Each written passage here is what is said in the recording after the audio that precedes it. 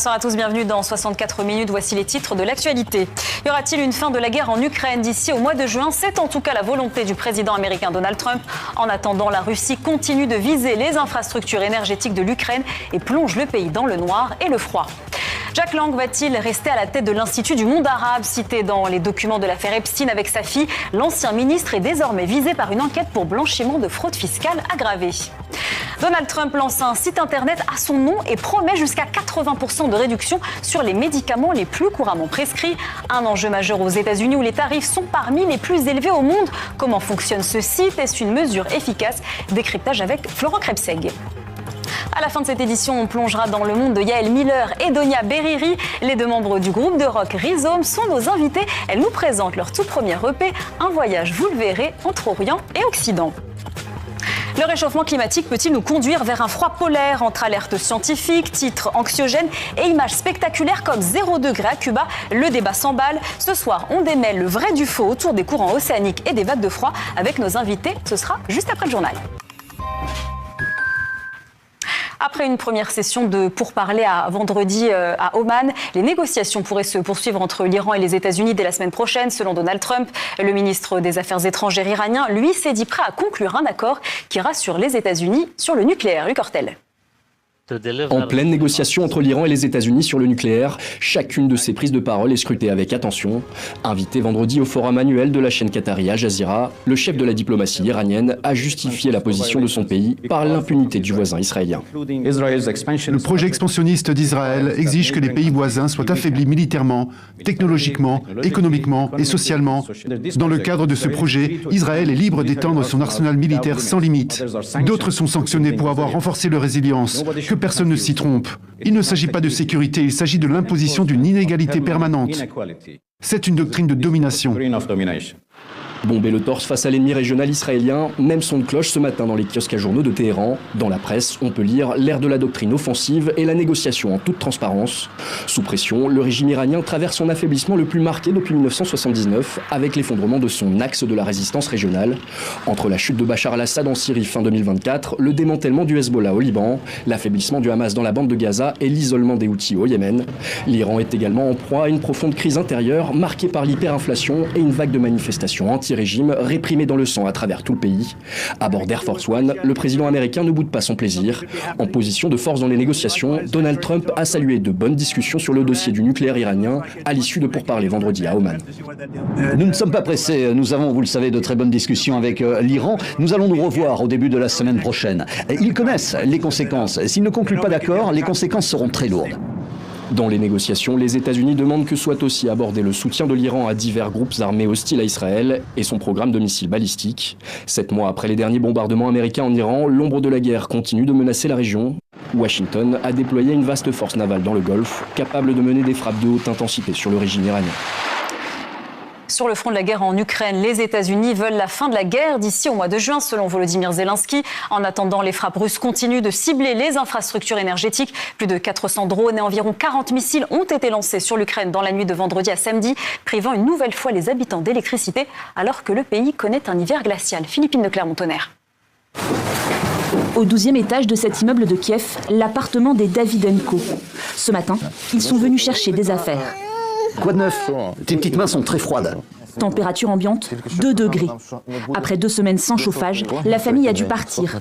Heureusement, la journée, il y a l'école. Et pour l'instant, la leur est épargnée par les coupures de courant. Il y a du chauffage à l'école, il y a de l'eau, il y a de l'électricité aussi. Tout va bien. Dans la capitale ukrainienne, où des milliers d'habitations sont privées d'électricité, chacun a son système D. Pour les Davydenko, c'est l'entreprise familiale, le Piggy Café. Alimenté en électricité par un générateur et occupé par 7 petits cochons. Une fois le dernier client parti, c'est ici qu'ils passent la soirée et la nuit. Yulia et Denis s'estiment chanceux de ne pas avoir à dormir dans le métro.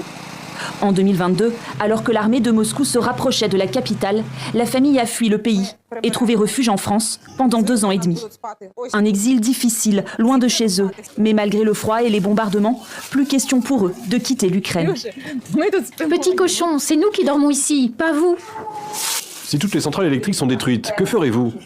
Pas de problème. On installera un poêle à bois ici et on a un groupe électrogène. On a un barbecue, on va l'apporter, on fera cuire des aliments dessus.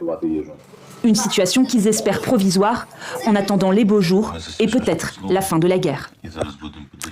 Les consulats de France et du Canada ont ouvert ce vendredi à Nuuk, dans le Groenland, capitale du territoire autonome danois. Un signal fort des deux pays qui s'opposent fermement au projet de l'administration de Donald Trump de prendre le contrôle du Groenland. L'ouverture de ces consulats marque donc un tournant dans la reconnaissance internationale du Groenland et sa quête d'autonomie. Cité dans les dossiers, Jeffrey Epstein, Jack Lang, président de l'Institut du monde arabe, et sa fille Caroline sont désormais visés par une enquête pour blanchiment de fraude fiscale aggravée. Des accusations infondées selon l'ancien ministre de la Culture qui sera convoqué demain au Quai d'Orsay pour s'expliquer sur ses liens avec l'homme d'affaires américain et criminel sexuel Luc Hurtel. C'est l'histoire d'une amitié que l'ancien ministre de la Culture peine à expliquer. Éclaboussé par l'affaire du pédocriminel américain Jeffrey Epstein, Jack Lang, président de l'Institut du monde arabe, sera reçu ce dimanche au Quai d'Orsay. Une convocation aux aires d'entretien préalable à un licenciement. Ma priorité, c'est évidemment de garantir le bon fonctionnement, la continuité et l'intégrité de l'Institut du monde arabe. C'est pourquoi j'ai convoqué son président afin qu'il rende des comptes sur les éléments qui le concernent. Parmi les griefs reprochés à Jack Lang, des documents récemment publiés par l'appareil judiciaire américain et mis en lumière par le journal Mediapart dévoilent une proximité et des liens financiers entre l'ancien ministre, sa famille et le délinquant sexuel Jeffrey Epstein. Son nom apparaît à 673 reprises. Des liens étroits entre les deux hommes qui ont perduré après la première condamnation en 2008 de Jeffrey Epstein dans une affaire de pédocriminalité. Cher Jeffrey, comment allez-vous? Jack Lang demande si vous avez 3 minutes pour l'appeler. En 2019, quelques mois avant la mort du financier, Jack Lang est filmé à ses côtés en pleine visite guidée devant la pyramide du Louvre. Sa fille, Caroline Lang, figure également sur le testament de Jeffrey Epstein, dans lequel il lui léguait 5 millions de dollars. Depuis ces révélations, elle a démissionné de la tête d'un syndicat de producteurs de cinéma. Vendredi, le parquet national financier a annoncé avoir ouvert une enquête préliminaire pour blanchiment de fraude fiscale aggravée concernant les faits révélés par Mediapart relatifs à Caroline et Jack Lang. Devant l'Institut du monde arabe, les appels à sa démission se multiplient. Je pense qu'il y a malgré tout un doute quant à sa connaissance des faits, parce que je pense qu'on ne pouvait pas ignorer que Epstein était un personnage un peu particulier, entre guillemets. Dans un communiqué transmis ce samedi à l'AFP, Jack Lang affirme que les accusations portées à son encontre sont infondées. Plus tôt dans la semaine, il avait déclaré assumer pleinement ses relations passées avec Jeffrey Epstein, tout en maintenant avoir ignoré ses crimes. Jack Lang a jusqu'à présent exclu de quitter son poste. Cette alerte du Comité international de la Croix-Rouge depuis plusieurs semaines. Dans l'est de la RDC, dans le territoire de Fizi, les violences font rage entre l'armée congolaise et le groupe armé AFC M23 soutenu par le Rwanda. Depuis un mois, l'hôpital est débordé par l'arrivée massive de blessés. Le point avec Laure de Matos et Amani Alimazi. Des jours que l'hôpital de Fizi ne désemplit pas. Des blessés de guerre arrivent quotidiennement, transportés par le CICR déployé au sud Kivu, ou par moto, par des proches, après des heures, voire des jours de route. 80% de ces hommes souffrent de blessures par balle aux membres, comme ce combattant Wazalendo touché sur le front à Makobola, plus au nord. On m'a d'abord conduit dans de petits centres de santé, mais ça n'a pas été suffisant, donc j'ai été transféré ici, à Fizi. Dès que je suis guéri, je retourne là-bas, pour libérer mon pays, pour ne pas être envahi par le M23. Si je reste handicapé, ce sera un problème. Mais si je marche et que j'ai 2 bras qui fonctionnent, je vais combattre. Des combattants Wazalendo, des soldats des FARDC toujours aussi nombreux, de jour en jour. L'hôpital compte 25 lits, mais accueille près de 5 fois plus de patients. Le pic de blessés pris en charge remonte au début de l'année. Il y avait vraiment une disparité. La demande, elle était importante par rapport à ce qu'on avait comme moyen. On était coupé de notre zone d'approvisionnement, Uvira, parce qu'Uvira était fermé. Burundi avait fermé ses frontières et on ne pouvait pas aller chercher les médicaments à Kalemi. Des blessés et des déplacés internes qui fuient les combats et affluent eux aussi des territoires et provinces environnants vers Fizi, où la situation est pourtant elle aussi très instable. La menace sécuritaire, elle est là parce que dans les hauts plateaux, nous avons les groupes Tukaneo, les groupes Ngumino, nous avons les groupes de l'armée rwandaise qui est arrivé à Minembwe et qui veulent progresser vers Fizi pour prendre Kalemi et progresser vers les Grands Katanga. Des combats qui se poursuivent dans l'est de la RDC alors que le gouvernement congolais et l'AFC M23 ont signé ce lundi un nouveau document à Doha dans le cadre des discussions de paix qui s'y tiennent depuis plusieurs mois. Un document qui porte sur le mécanisme de supervision et de vérification du cessez-le-feu.